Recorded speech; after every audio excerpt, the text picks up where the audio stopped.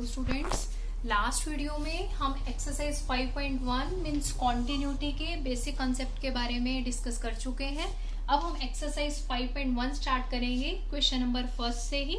अगर आपको कॉन्टिन्यूटी का बेसिक कंसेप्ट क्लियर नहीं होगा तो आपको क्वेश्चन समझ नहीं आएंगे, तो ये स्टार्ट करने से पहले आप उस कंसेप्ट को जरूर क्लियर करें। अब देखिए फर्स्ट क्वेश्चन हम स्टार्ट करते हैं। क्या दे रखा है हमारे पास? गिवन है prove that the function f of x is equal to 5x minus 3 is continuous at x is equal to 0। हमें एक फंक्शन गिवन है f of x is equal to 5x minus 3। हमें प्रूव करना है कि ये function continuous है at x is equal to 0, at x is equal to minus 3 and at x is equal to 5। ये 3 पॉइंट्स दे रखे हैं हमारे पास। वो कह रहा है कि प्रूव कीजिए कि ये फंक्शन हमारे पास कॉन्टिन्यूस है। मैंने आपको लास्ट वीडियो में बताया कि फंक्शन हमारे पास ऐसा भी आता है जिसमें less than 3, greater than 3, equal to 3 के लिए अलग अलग से फंक्शन गिवन होते हैं। ऐसे भी क्वेश्चंस आते हैं जिसमें एक ही फंक्शन गिवन होता है। अगर एक ही फंक्शन गिवन है तो हम वैल्यू फाइंड आउट करते हैं x tends to 0 and at x is equal to 0 पर। क्लियर है ये चीज? आप उसमें समझ चुके हैं। हम x इज इक्वल टू 0 पर बात करते हैं। हमने x इज इक्वल टू 0 पर बात की, हम लिमिट लगाते हैं। सबसे पहले आपने फर्स्ट पॉइंट से क्या देखना है कि आपके पास गिवन पॉइंट पर फंक्शन डिफाइन होना चाहिए। x इज इक्वल टू 0 पर आप वैल्यू पुट करके देखिए, 5 into 0 0 minus 3 that is minus 3। Function define हो रहा है, इनडेफिनेट वैल्यू नहीं है, कोई इनफाइनाइट वैल्यू नहीं आ रही। तो हम क्या लिखेंगे? Function is defined at given point. Given point पर हमारे पास फंक्शन डिफाइन है। सेकेंड पॉइंट में आप क्या लिखेंगे कि at x is equal to 0, x is equal to 0 पर हम फंक्शन की वैल्यू फाइंड आउट करते हैं। f of x is equal to 5x minus 3। क्या आ जाएगा आपके पास? x इज इक्वल टू 0 पर 5 into 0 minus 3 that is minus 3। ये हमारे पास एक डेफिनेट वैल्यू है। आपके पास ये 2 पॉइंट्स क्लियर हो गए, हमने डिस्कस किए थे। फंक्शन डिफाइन है, उसके गिवन पॉइंट पर हमें डेफिनेट वैल्यू भी मिल गई। अब हम लिमिट की तरफ जाते हैं। थर्ड पॉइंट देखिए। अब लिमिट अप्लाई करनी है x इज इक्वल टू 0 पर। एक ही फंक्शन गिवन है तो हम पहले निकालेंगे x टेंड्स टू 0 पर, फिर x इज इक्वल टू 0 पर। हमने लिमिट अप्लाई करी, limit x tends to 0 f of x। Function में अप्लाई करेंगे, हर स्टेप लिखना है, कोई भी स्टेप बीच में से मिस नहीं करना। लिमिट x टेंड्स टू 0 आपके पास चल ही रहा है।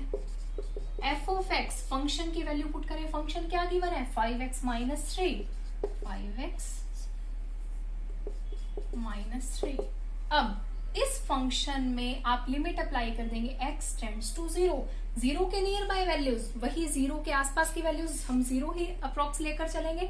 5 into 0 0 minus 3 that is minus 3।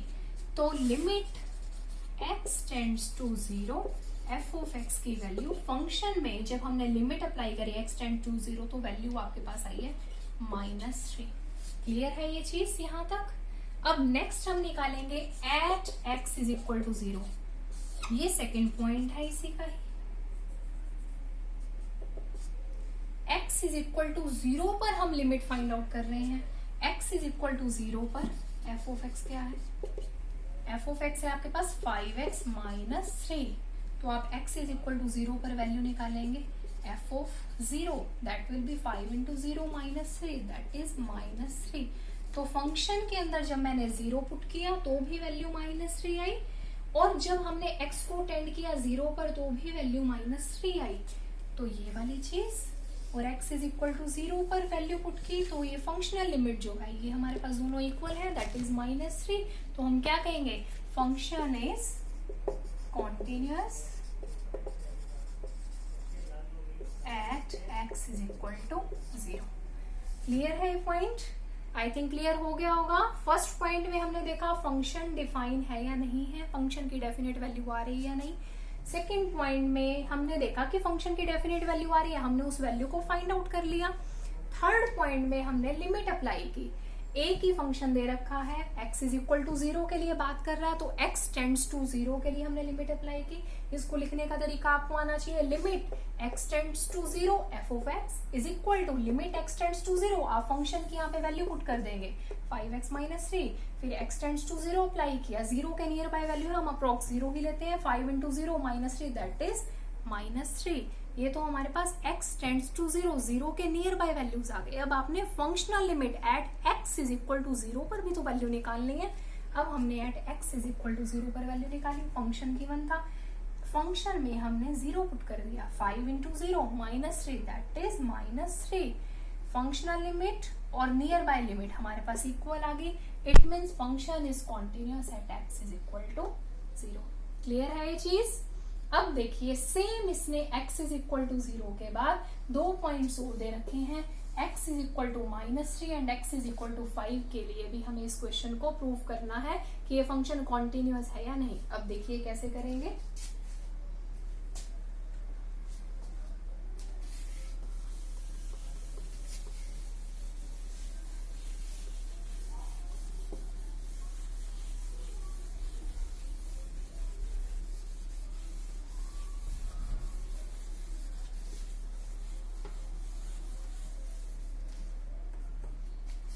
देखिए हम सेकेंड पार्ट कर रहे हैं, x इज इक्वल टू -3 पर। अब सबसे पहले x इज इक्वल टू -3 पर आप क्या देखेंगे कि फंक्शन डिफाइन है या नहीं। देखो -3 पुट किया, 5 इंटू -3 -15, -15 -3 -18, डेफिनेट वैल्यू आ रही है, फंक्शन इनडेफिनेट वैल्यू तो नहीं दे रहा, तो हम क्या कहेंगे, फर्स्टली हमने चेक किया कि function is defined at x is equal to -3।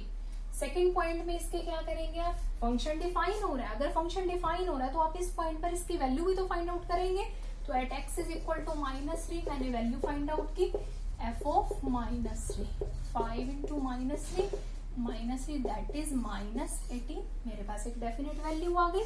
Third point में क्या करेंगे, लिमिट पर जाएंगे, किस पे लिमिट निकालनी है, x इज इक्वल टू -3 पर। अब x इज इक्वल टू -3 पर लिमिट फाइंड आउट करनी है, एक ही फंक्शन गिवन है तो x टेंड्स टू -3 और x इज इक्वल टू -3 पर बात करेंगे। अब देखिए limit x tends to -3 f of x is equal to limit x tends to -3 f of x की वैल्यू, फंक्शन की वैल्यू पुट कीजिए, that is 5x minus 3 equal to, अब x tends to -3 के नियर बाय वैल्यूज, वो बिल्कुल उसके near by values होंगी, हम उसको अप्रॉक्स -3 ही लेकर चलते हैं। यहाँ पे -3 पुट करेंगे, 5 इंटू -3 -15 -3 दैट इज -18, यहाँ पे हमारे पास आ गए -18। It means limit x tends to -3 f of x किसके इक्वल आ रहा है, -18 के इक्वल आ रहा है। ये आपने -3 के नियर बाय वैल्यूज निकाल दी, फर्स्ट पॉइंट हो गया आपके पास। अब सेकंड पॉइंट में आप क्या निकालते हैं, at x is equal to -3, इसके सेकंड पॉइंट में आप क्या निकालेंगे, at x is equal to -3, x is equal to -3 पर निकालिए, fx क्या है हमारे पास 5x माइनस 3, अब इसमें -3 पुट कीजिए, 5 इंटू -3 दैट इज -18, तो at x is equal to -3 f of x हमारे पास आ रहा है -18। अब देखिए नियर बाय हमने वैल्यू निकाली -18 और at x is equal to -3 हमने वैल्यू निकाली -18, दोनों इक्वल आ रही है। वैल्यूज अगर हमारे पास इक्वल है तो इट मींस फंक्शन हमारे पास क्या है, कॉन्टिन्यूअस है। क्लियर है ये चीज? हमने इस क्वेश्चन में भी, इस पार्ट में भी वही पॉइंट्स किए। सबसे पहले फंक्शन को देखा डिफाइन है या नहीं, अगर वो डिफाइन था तो उस पॉइंट पर हमने वैल्यू फाइंड आउट कर दी, देन हमने लिमिट अप्लाई कर दी। अगर फंक्शन अलग अलग से नहीं दे रखा तो limit x tends to -3 and at x is equal to -3, दोनों वैल्यूज निकाली, -18 है, ये मीन्स फंक्शन हमारे पास कॉन्टिन्यूअस है। इसी फर्स्ट क्वेश्चन का ही थर्ड पार्ट है x is equal to 5। I think x is equal to 5 के लिए आप क्वेश्चन सॉल्व कर सकते हैं, बहुत इजी है। देखेंगे इसकी वैल्यू डिफाइन हो रही है कि नहीं, फिर डिफाइन हो रही है तो डेफिनेट वैल्यू निकालेंगे। x टेंड्स टू 5 के लिए आप काम करेंगे, x इज इक्वल टू 5 के लिए काम करेंगे। अगर दोनों इक्वल आएंगे तो फंक्शन कॉन्टिन्यूअस हो जाएगा। ये मैंने आपको एक बेसिक आइडिया दे दिया, आप कर सकते हैं इस क्वेश्चन को, ये आपने खुद से करना है। अब हम सेकेंड क्वेश्चन पर आते हैं।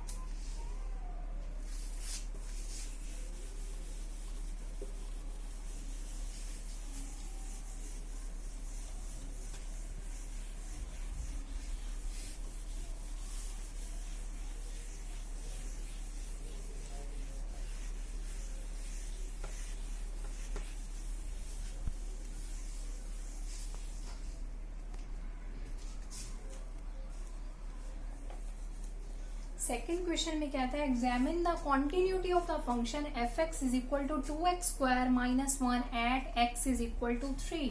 हमें फंक्शन गिवन है F of X is equal to 2x square minus 1 at x is equal to 3। हमें at x is equal to 3 पर इस फंक्शन की कॉन्टिन्यूटी को फाइंड आउट करना है। बिल्कुल सेम क्वेश्चन चल रहा है आपके पास, सिर्फ फंक्शन उसने चेंज करके दे दिया। फर्स्ट पॉइंट क्या करेंगे, गिवन पॉइंट पर हम देखेंगे फंक्शन डिफाइन हो रहा है या नहीं। अब x is equal to 3 put करें, देखिए 3 का square 9, 9 into 2 18, 18 minus 1 17, that means a definite value, indefinite value नहीं है। तो हम फर्स्ट पॉइंट में क्या लिखेंगे, function is defined at given point. अब अगर गिवन पॉइंट पर फंक्शन डिफाइन है तो इस पॉइंट पर आप फंक्शन की वैल्यू भी फाइंड आउट करेंगे। तो हम क्या निकालेंगे, F of 3 is equal to 2 into 3 square minus 1, 9 into 2 18 minus 1 17, definite value आ गई। अब थर्ड पॉइंट में आप क्या करते हैं, लिमिट निकालते हैं। एक ही फंक्शन दे रखा है हर पॉइंट के लिए, तो x टेंड्स टू 3 के लिए और x इज इक्वल टू 3 के लिए काम करेंगे। Limit x tends to 3, f of x is equal to limit x tends to 3 चल ही रहा है। फंक्शन की वैल्यू पुट कीजिए 2x स्क्वायर माइनस 1। अब देखिए 3 अप्लाई किया, 3 का स्क्वायर 9, 9 इंटू 2 18 माइनस 1 17। हमने 3 के नियर बाय वैल्यूज लिए, हम अप्रोक्स 3 ही लेकर चलते हैं, दैट इज 17। हमने कहा limit x tends to 3, f of x is equal to, हमारे पास क्या आ गया 17। एक पार्ट ये हो गया आपके पास। अब इसके सेकंड पार्ट में आप क्या करेंगे, at x is equal to 3। अब x इज इक्वल टू 3 पर अब फंक्शन की वैल्यू फाइंड आउट करेंगे। अब फंक्शन क्या दे रखे हैं हमारे पास, 2x स्क्वायर माइनस 1। अब इसमें वैल्यू पुट कर दीजिए 3 का स्क्वायर 9 इंटू 2 18, दैट इज 17। तो at x is equal to 3 function की वैल्यू मेरे पास आ रही है 17। x टेंड्स टू 3 पर फंक्शन की वैल्यू भी 17 थी। At x is equal to 3 पर भी फंक्शन की वैल्यू 17 है, दोनों इक्वल है, मींस फंक्शन हमारे पास कॉन्टिन्यूअस है। क्लियर है आई थिंक, ये बिल्कुल सेम क्वेश्चन चल रहे हैं अभी तक आपके पास। नेक्स्ट क्वेश्चन देखिए,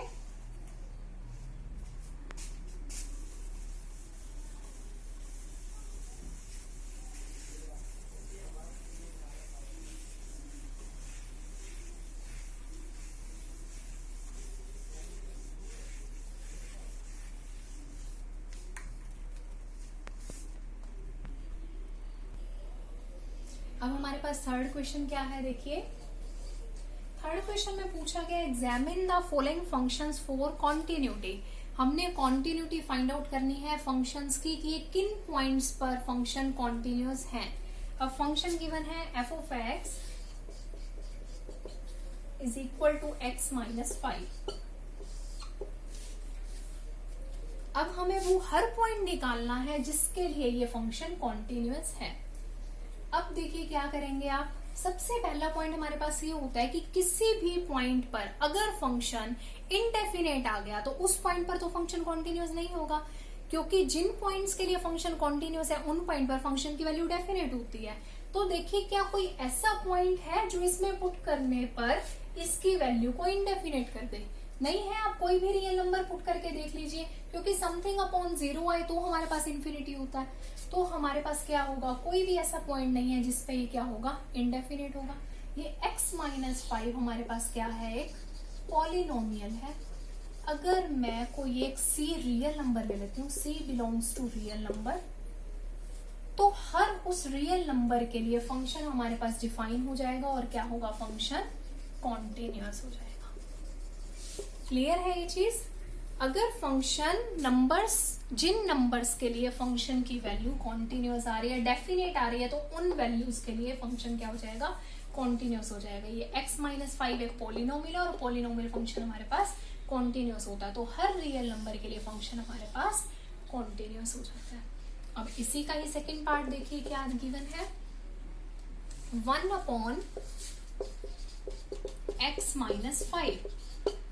अब देखिए इसमें क्या कोई पॉइंट आपको ऐसा लग रहा है जिसके ऊपर फंक्शन की वैल्यू इनडेफिनेट हो? अगर मैं x की वैल्यू को देखिए 5 ले लूं तो 1/5 दैट इज 1/0 इनडेफिनेट हो गया। तो x इज इक्वल टू 5 पर फंक्शन की वैल्यू डेफिनेट नहीं आ रही, मीन्स कोई डेफिनेट वैल्यू नहीं है, इनडेफिनेट हो गया फंक्शन। तो x इज इक्वल टू 5 पर फंक्शन कॉन्टिन्यूस नहीं होगा, तो x इज इक्वल टू 5 पर तो हमने कह दिया कि फंक्शन कॉन्टिन्यूस नहीं है। अब हम 5 के अलावा 5 को छोड़कर एक्सेप्ट 5 हम रियल नंबर्स ले लेते हैं, जिसको हम c से डिनोट करते हैं। c बिलोंग कर रहा है रियल नंबर में, लेकिन उसमें से मैंने -5 कर दिया। अभी उसमें मैंने 5 ले लिया, बाकी सभी रियल नंबर ले लिए।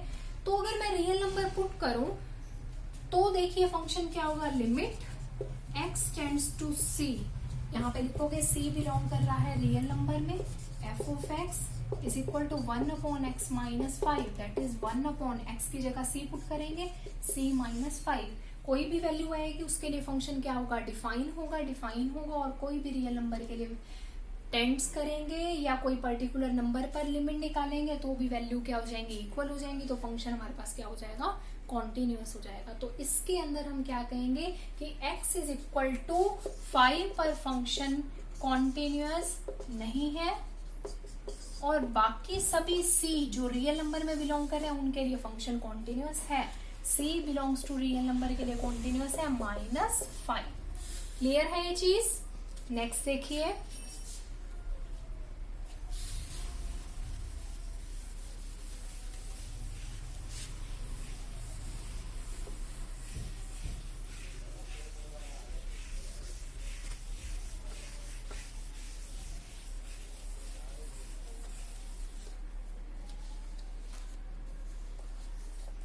अब सी पार्ट में क्या गिवन है, f of x is equal to x² - 25 divided by x + 5।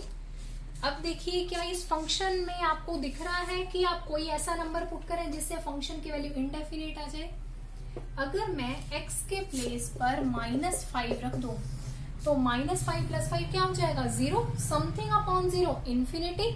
Infinity का मतलब इस फंक्शन की इंडेफिनिट वैल्यू आ गई, किसके लिए, x इज इक्वल टू -5 के लिए। Means x is equal to -5 के लिए तो फंक्शन कॉन्टिन्यूअस नहीं होगा। अब मैंने बाकी रियल नंबर्स के लिए फंक्शन को देखना है कि उनके लिए फंक्शन कॉन्टिन्यूअस है या नहीं। अब मैंने इसको क्या कह दिया, आप ऐसे भी लिख सकते हैं x - 5 x + 5 divided by x + 5। इससे एक आंसर हो गया, तो आपके पास फंक्शन क्या रह गया, x - 5। अब मैंने कोई c रियल नंबर ले लिया, अब उसके लिए आप फंक्शन देखिए कॉन्टिन्यूअस है कि नहीं। Limit x tends to c f of x is equal to limit x tends to c f of x क्या है आपके पास, x - 5 x tends to c put कीजिए दैट इज c - 5। अब c - 5 में c कोई रियल नंबर्स के value tend करा दीजिए या उसी नंबर पर वैल्यू निकालिए तो वैल्यू सेम आएंगी, तो क्या हो जाएगा हमारे पास, फंक्शन कॉन्टिन्यूअस हो जाएगा for all real numbers except x is equal to -5 because at x is equal to -5 function is not defined. Clear है ये चीज? हमने सभी रियल नंबर्स उठा लिए, कोई भी एक रियल नंबर ले लीजिए आप, इसमें लाइक 2 ले लीजिए। मैं एक एग्जांपल लेके बता रही हूँ, मैंने 2 ले लिया, एक number real number c is equal to 2 लिया। c टेंड्स टू 2, जैसे हम करते थे ना लास्ट क्वेश्चन में, x टेंड्स टू 2 किया तो 2 - 5 क्या आ गया, -3 आ गया। At x is equal to 2 किया तो भी क्या आ गया, 2 - 5 -3 आ गया। तो दोनों में वैल्यू सेम आ रही है, तो इससे आप क्या कर सकते हैं, मीन्स हमारे पास फंक्शन क्या हो जाएगा, कॉन्टिन्यूअस हो जाएगा जब x टेंड्स टू 2 करेंगे या at x is equal to 2 करेंगे। क्लियर है ये चीज?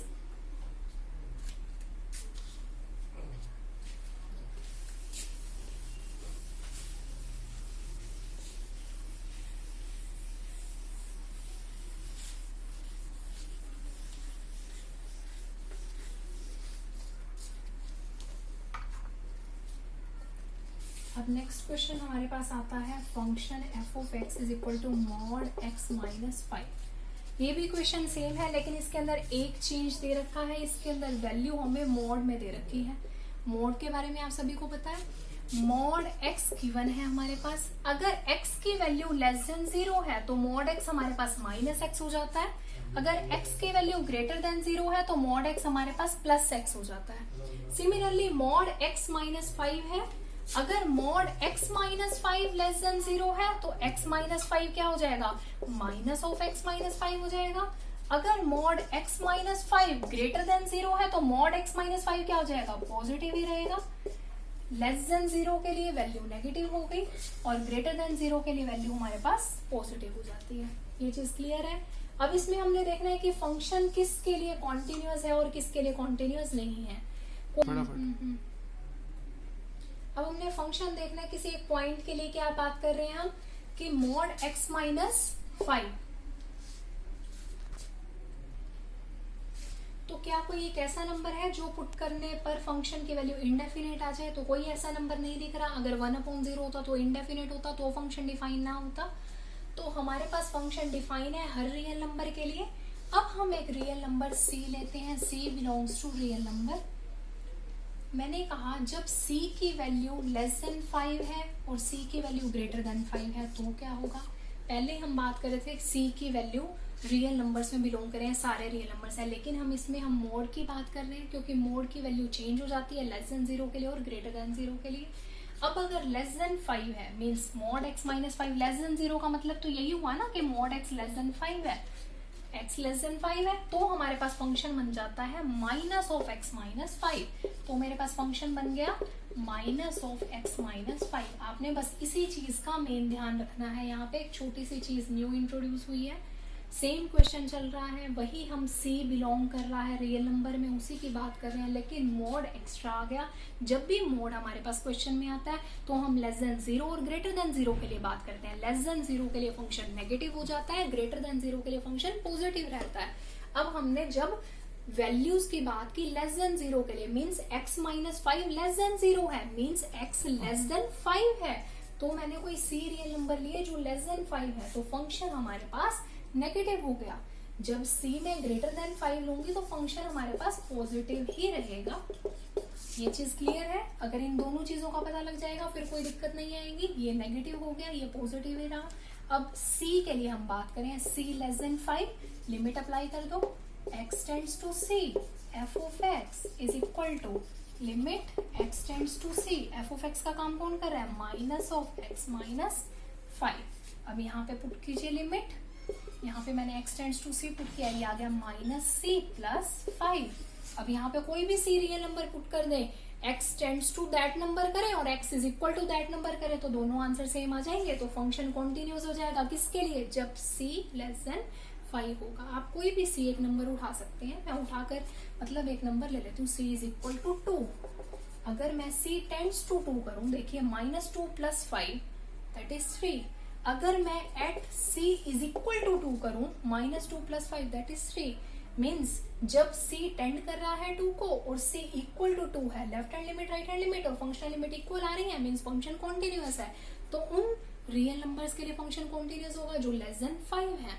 फिर मैंने लिया जब c ग्रेटर देन 5 है, c ग्रेटर देन 5 का मतलब कि फंक्शन हमारे पास पॉजिटिव ही रहेगा। फंक्शन हमारे पास आ गया x माइनस 5।